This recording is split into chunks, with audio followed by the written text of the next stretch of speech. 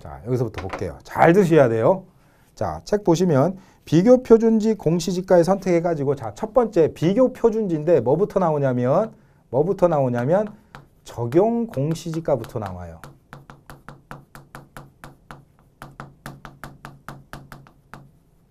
적용 공시지가의 선택이라고 해서 나와요. 즉 개발 이익을 배제하는 방법. 자, 지금부터 들어갑니다. 자, 예를 들어서 여러분, 사업 인정 두 개로 나눌게요, 여러분. 사업 인정 전 협의 평가하고요. 최초의 평가는 협의 평가라고 그랬잖아요. 사업 인정 후입니다. 사업 인정을 이게 받은 거예요. 사업 인정을 받은 거예요. 국토교통부 장관한테 공익성을 인정받아서 사업 인정 고시를 받은 거예요. 자, 그럼 사업 인정에 대해서는 설명드리고 제가 사업 인정이 뭔지 설명할게요. 사업 인정 후 협의 평가예요. 아시겠죠? 사업 인정 후 협의 평가. 자, 사업 인정 전 협의 평가는 자, 법 70조 3항에 규정이 돼 있고요. 얘는 70조 4항에 규정이 돼 있어요. 자, 무슨 얘기냐면 자, 글씨로 뭐라고 써 있잖아요. 근데 도대체 뭔 소리야? 이해가 잘 안 가실 거야. 이런 얘기예요. 자, 타임테이블 그려보면 자, 여기가 지금 가격 시점이에요. 가격 시점입니다. 뭐 예를 들어서 24년 뭐 8월 16일이라 할게요. 24년 8월 16일이 가격 시점이에요. 그리고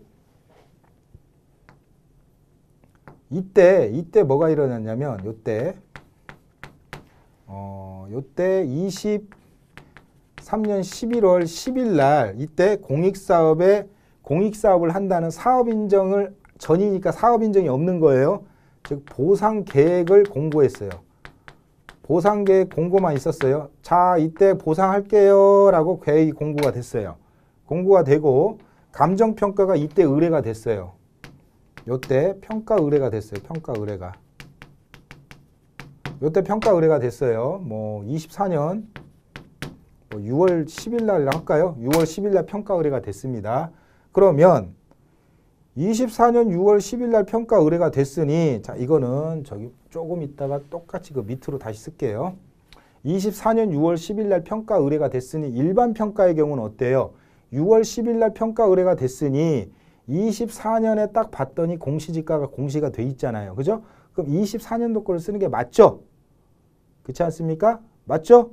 일반 평가에서는 그렇잖아요. 자, 보상평가도 사업인정을 안 받았을 때는 사업인정을 안 받았어요, 여러분. 사업인정을 안 받았어요. 사업인정을 안 받았을 때는 보상계획 공고가 뭐 23년에 있었든 뭐 24년에 있었든 뭐 특별한 의미가 없어요. 그냥 평가 의뢰된 시점 있죠, 여러분. 평가 의뢰된 시점. 그래서 70조 3항에 보면 사업인정 전 협의에 의한 취득의 경우에는 1항에 따라 공시지가는 해당 토지의 가격 시점 당시 공시된 공시지가 중 가장 가까운 것. 즉 사업인정 전은 일반평가와 동일하다는 거예요. 24년 6월 10일 날 받았으니까 적용 공시지가라는 건 적용하는 연도를 얘기하는 거예요. 몇 년도 공시지가로 쓸래 그거예요.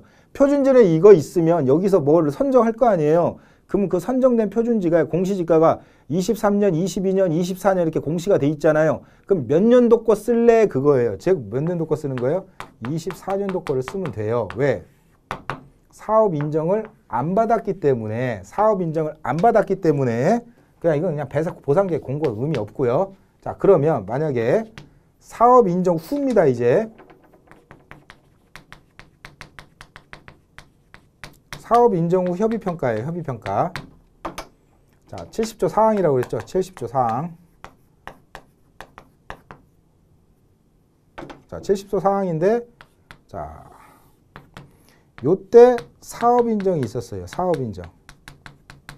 사업인정 고시가 있었어요. 사업인정 고시가 23년 11월 10일 날 있었어요. 그리고 가격 시점이 똑같이 24년 8월 16일이 가격 시점이에요. 가격 시점이고 평가는 언제 의뢰됐냐면 똑같이 이때 의뢰됐어요. 24년 6월 10일 날 평가가 의뢰가 됐어요. 평가. 보상평가를 해달래요. 의뢰가 됐어요. 그럼 일단 가격 시점 여기겠죠. 줬으니까. 요건데 그러면 24년 6월 10일이니까 평가하는 시점이 24년이니까 사업인정 전 같은 경우는 24년도 걸 썼죠. 그런데 사업인정 후죠. 사업인정 후란 얘기는 어떠한 공익성을 갖다가 부여한 거잖아요. 사업인정 고시라는. 그러죠. 그러니까 이걸 기점으로 해서 모든 행위를 선후로 나눠야 돼요. 즉 사업인정 고시를 받았으니까 23년 11월 10일 이후부터는 여기에서 무슨 일이 벌어질 수도 있는 거야. 그러니 23년 11월 10일 이후에 있는 공시지가를 쓰면 개발 이익을 빼낼 수가 없어요. 그런 취지예요. 그렇기 때문에 우리 법에서는 사업 인정을 받았을 때는 사업 인정을 받은 그 날짜에서 이전 거가 공시된 것 중에 가장 빠른 거. 그럼 23년 11월 10일 날이니까 그 이전 공시지가는 언제겠어요? 23년 1월 1일자가 있을 거 아니에요. 1월 1일자가. 그러면 얘를 갖고 쭉 여기까지 오는 거야. 여기까지. 그러면 여기서 어떤 일이 벌어졌는지 그거는 이 가격에 24년도가 가격이 반영돼 있을 수 있잖아. 24년 1월 1일자가 너무 작게 썼나? 24년 1월 1일자 있잖아요. 여기서 뭔 일이 액션이 일어난 거야. 액션이 일어나가지고 24년 1월 1일자 공시지가에 반영이 될 수도 있단 말이에요. 이유는 왜? 공시지가, 표준직 공시지가는 보상하고 달리 뭐라고 그랬어요? 표준직 공시지가는 앞에서 배웠어요. 일반적, 개별적 제한 또는 공법상 제한을 모두 반영한단 말이에요. 그리고 개발 이익을 다 고려합니다. 구체적이고 현실화된 개발 이익은 다 반영한단 말이에요. 그러니까 여기에 개발 이익이 들어가 있을 수도 있어요. 공시지가에. 그러니까 이 들어가 있는 개발 이익을 원천적으로 봉쇄시키기 위해서 거꾸로 소급시켜 버리는 거야.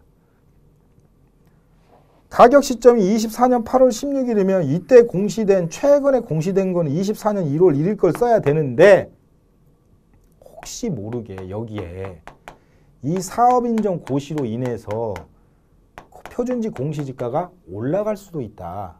그러니 그 올라간 거에 오해를 없애려면 이 사업인정 고시 날짜를 항상 기억을 해서 그 날짜가 이전에 공시된 가장 가까운 거를 쓰게끔 돼 있어요. 그래서 이때는 23년 공시지가를 적용해가지고 시점 수정을 24년 8월 16일까지 당겨와야 되는 거예요. 아시겠죠? 자, 이게 바로 사업인정 전 협의와 사업인정 후 협의 보상이에요. 재결도 똑같아요. 재결도 똑같으니까. 아시겠죠?